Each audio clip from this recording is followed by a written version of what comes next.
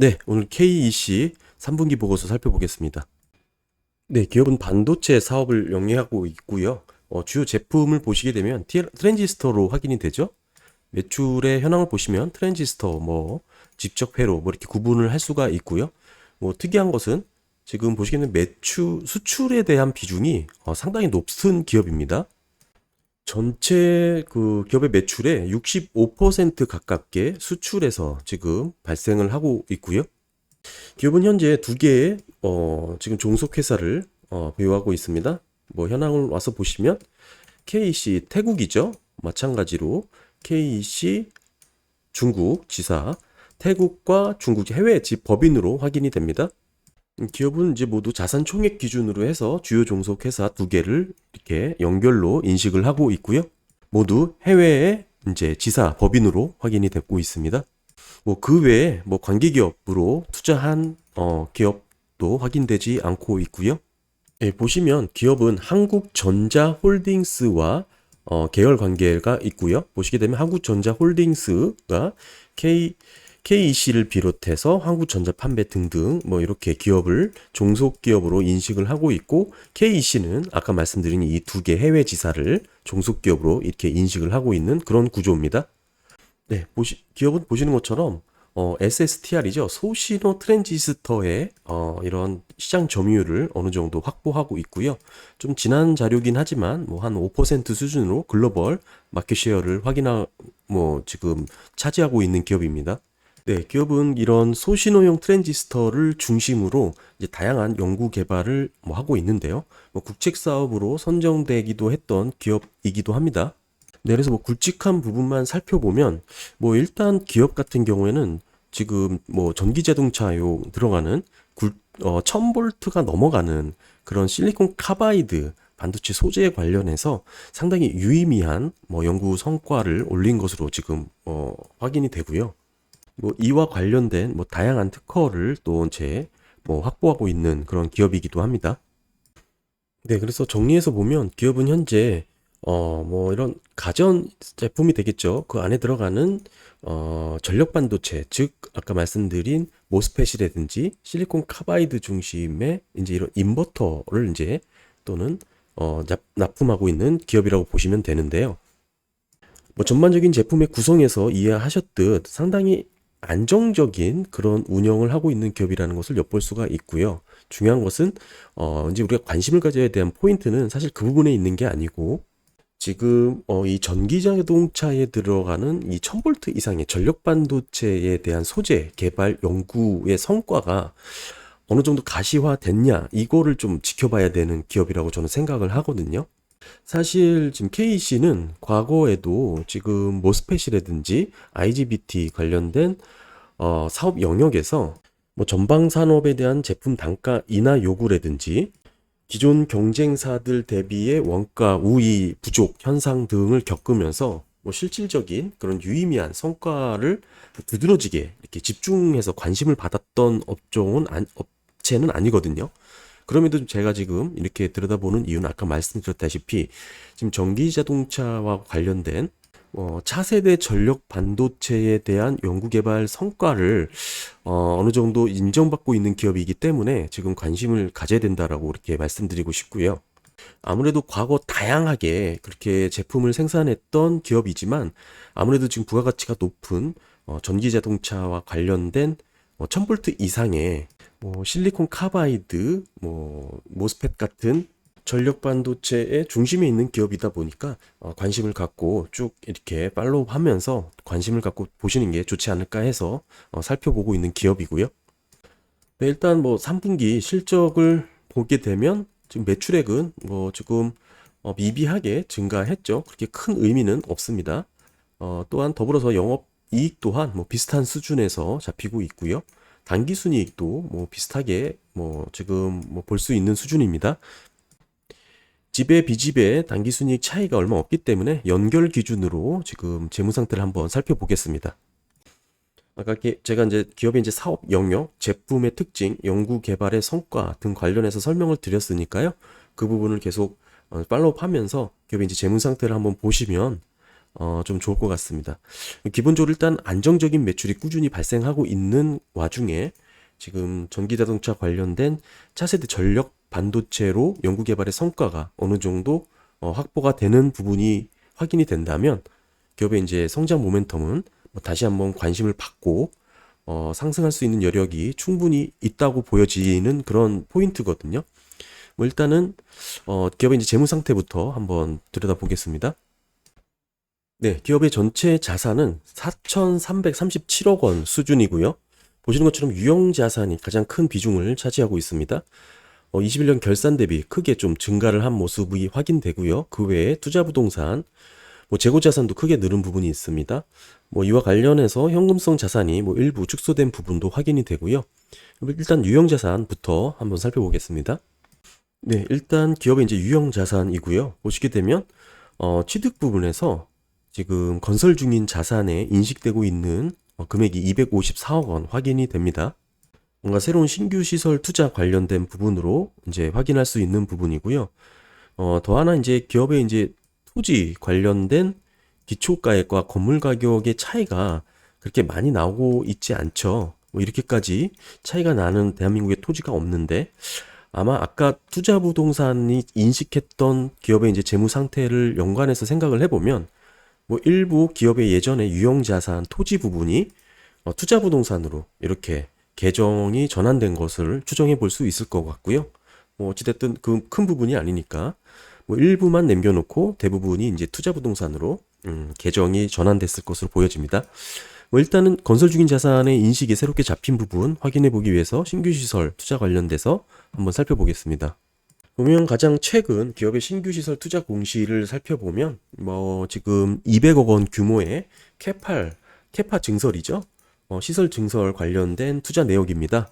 보시면 지금 결국 반도체 제품의 국산화, 수요 증가, 공급력, 캐파를 늘리겠다는 의미고요.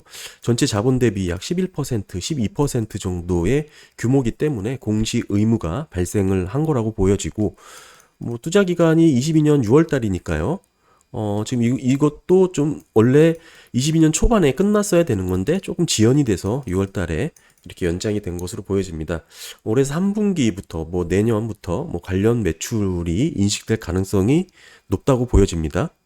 네, 아까 이제 유형 자산이 늘어난 부분은 그런 신규 시설 캐파의 확대로 이해할 수 있는 부분이고요. 전체 자산에서 유형 자산 비중이 높았기 때문에 이따 추후에 감가상각과 카펙스 지출에 대한 부분도 한번 같이 비교를 해보겠습니다.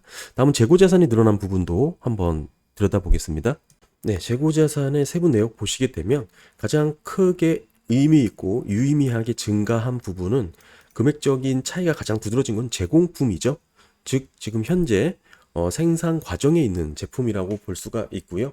뭐 재고자산이라고 볼 수도 있겠지만 결국에는 미래에 매출로 이어질 수 있는 생산 과정 단계에 있는 재고자산이라는 인식이기 때문에 결국 뭐 그렇게 부정적으로만 볼 수 있는 부분은 아니라고 보여집니다. 네, 다음은 기업의 부채입니다. 기업의 총 부채는 1275억 원 수준이고요.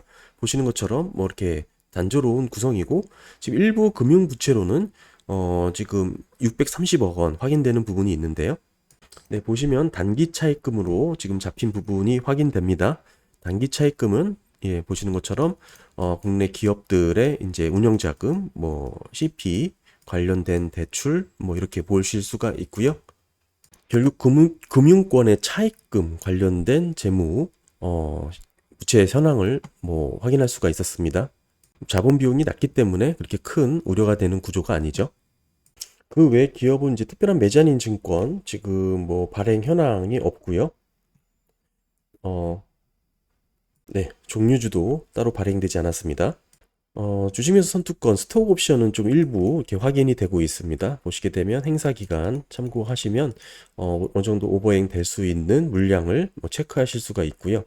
지금 가장 많은 물량이 100만 주가 있는데 직원들에게 지금 부여한 지금 스톡 옵션이죠. 행사 가격이 2,900 거의 3,000원 부분이니까요.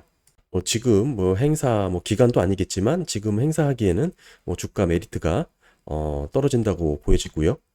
기업의 전체 부채 비율은 뭐 42%로 상당히 안정적이고요. 뭐 1년 내 상환해야 될 유동 비율 또한 퍼센트가 높기 때문에 뭐 어느 정도 단기 차입금에 대한 부담도 없는 것으로 확인이 됩니다. 전체적인 재무 상태는 안정적인 구조를 갖췄다고 볼 수가 있습니다. 네, 다음은 기업의 자본입니다. 총 자본은 3,600억 원 규모고요. 지금 보시게 되면 기업의 이제 21년 결산 기준으로는 지금 500억 원 결손금이 잡혔다가 지금 22년 3분기 500억 원 정도로 이익잉여금으로 바뀌었죠. 즉 이거는 기업의 실적이 갑자기 좋아진 게 아니고요. 지금 보시면 결국에는 자본잉여금 부분에서 지금 결손금을 메꿨다. 뭐 이렇게 볼 수가 있고요. 이 부분을 확인시켜 드리겠습니다. 네, 지금 21년 결산 약 1,900억 원에서 1,100억 원 전으로 800억 원 정도가 지금 이렇게 줄어든 모습이 있죠. 이 부분이 이렇게 결손금으로 사용된 것인데요.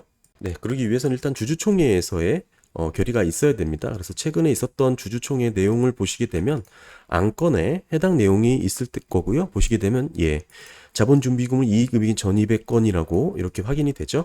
결국 주총에서 결의가 이뤄졌고 그 결과 보시게 되면 결손 보전을 위해서 주식 발행 초과금 182억 원과 감자 차익 부분 677억 원, 총 850억 원이 이렇게 사용된 부분을 확인할 수가 있습니다.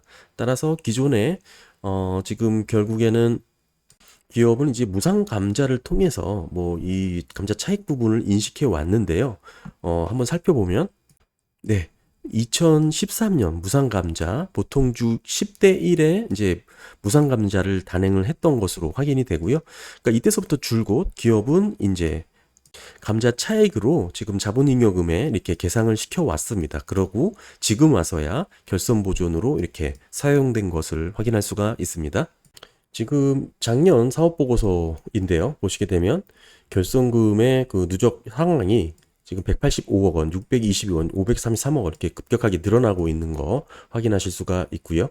뭐 이는 뭐 상법에 따라서 지금 자본준비금의 총액이 자본금의 1.5배를 초과할 경우에 한해서 이제 주총의 의결을 통해서 이렇게 보전을 할 수가 있고요. 뭐 이렇게 통과가 돼가지고 이익잉여금이 이렇게 잡힌 부분이라고 보시면 됩니다.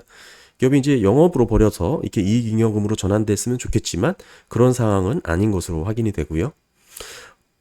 네, 지금 작년 사업보고서고요. 보시게 되면 매출이 약 2천억 원 수준에서는 기업은 영업 손실이 계속적으로 이제 발생을 하고 2,500억 원, 2,600억 원이 넘어가는 그런 수준에서는 영업 이익이 이렇게 전환되는 것으로 흑자 전환되는 것으로 보여집니다. 따라서 기업의 이제 대표적인 유형 자산의 비중이 높았던 기업이기 때문에 어느 정도 BEP가 2,500억 원 매출 규모라는 것을 이제 확인할 수가 있고요. 그만큼 고정 비용에 따른 영업 레버리지의 효과가 어느 정도 지금 역으로 지금 음의 영향으로 역으로 지금 작용하고 있는 것으로 보여지고요. 결국에는 매출이 250억 원 이상은 지금 발생을 해야 어느 정도 지금 이익 부분에서 이익단에서 실현이 되는 것으로 이제 그 기업의 이제 손익 구조를 이해할 수 있는 부분이죠. 지금 보시게 되면 작년에도 영업 흑자가 났고요. 지금 올해 3분기를 보더라도 뭐 작년과 비슷한 수준에서 영업 이익이 인식되고 있기 때문에 올해도 영업 흑자로 이렇게 보여집니다. 지금 현재 3분기 누적 2,010억 원을 벌써 기록을 했기 때문에 이대로 가면 2,500억, 2,600억 원 이제 넘길 것으로 예상이 되죠. 따라서 제가 아까 초반에도 말씀드렸던 기업의 이제 모스펫이든지 IBGT 관련된 사업에 있어서 좀 지지부진했던 그런 영역이 있었는데요. 그런 부분이 2021년도부터 결국에는 조금 새로운 전력 반도체 개발 역량으로 좀 개선되는 모습이 나타나고 있지 않나 저는 그렇게 이제 보고 있는 겁니다. 기업은 이제 보시는 것처럼 영업 이익과 영업 외 손익, 기타 수익, 기타 비용에 대한 비중이 좀 상당히 높죠. 뭐 세부 내용 보시더라도 기업은 이제 수출의 비중이 높았기 때문에 외환 관련된 부분이라고 볼 수가 있고요. 세부 내용 보시더라도 외환 차익, 외환 환산 이익 관련된 부분에서 이렇게 크게 인식되고 있는 것을 확인할 수가 있습니다. 실제 기업은 영업으로 꾸준히 현금을 벌어들이고 있고요. 지금 140억 원 정도 지금 확인이 됩니다. 조정 내용을 한번 살펴보면 역시 투자단에서 크게 늘어난 것을 확인할 수가 있죠. 캐펙스 지출이 이제 두드러졌습니다. 뭐 재무 활동에서는 뭐 13억 원 정도 크게 의미 있는 뭐 그런 변화는 있지는 않았고요. 네, 기업의 이제 캐페스 지출과 지금 감가상각비를 한번 비교를 했습니다. 일단 보시면 최근 TTM 기준으로 이 간극이 급격하게 벌어진 것을 확인하실 수가 있죠. 지난 19년도, 사업년도 유사했던 부분을 보시면 크게 기업의 이제 매출액이라든지 뭐 탑라인의 증가가 뭐 그렇게 의미가 없었다는 것을 이제 이해할 수가 있고요.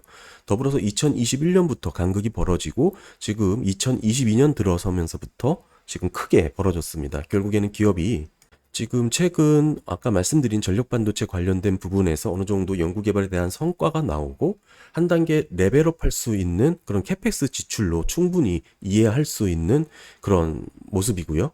보시면 어느 정도로 꾸준히 안정적인 수익을 올리고 있는 기업이 지금 한 단계 성장 모멘텀으로 지금 레벨업 할 수 있는 그런 상황과 환경이 갖춰졌다. 이렇게 저는 평가를 하고 싶고요.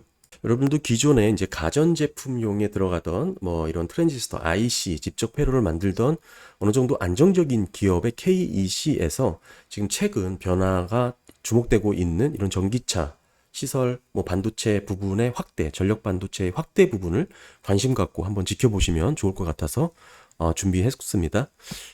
지금 무엇보다도 이렇게 결성금이 보전되면서 뭐 이렇게 재무 상태도 예쁘게 이렇게 포장이 됐으니까요. 기업의 이제 성장 여력도 이렇게 앞으로도 이렇게 지속적으로 확대될 것이라고 이제 저는 뭐 개인적으로 생각을 하고요. 오늘 간단하게 KC 기업 이제 최근 재무 상태 뭐 보고서 한번 살펴봤습니다.